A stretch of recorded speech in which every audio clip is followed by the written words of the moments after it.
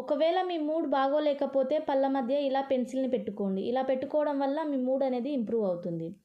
ట్రాఫిక్‌లో ఇరుక్కున్నప్పుడు చివింగానే నములుతూ ఉంటే మీరు ఫ్రస్ట్రేట్ అవ్వకుండా ఉంటారు. మీకు నిద్ర రాకపోతే ఒక్క నిమిషం పాటు కనురెప్పలను స్పీడ్‌గా ఆర్పితే ఖచ్చితంగా నిద్ర అనేది వస్తుంది. ఇంజెక్షన్ ఇచ్చేటప్పుడు మీకు నొప్పిగా ఉంటే ఒక్కసారి దగ్గి చూడండి. ఆ నొప్పి అనేది తెలవకుండా ఉంటుంది.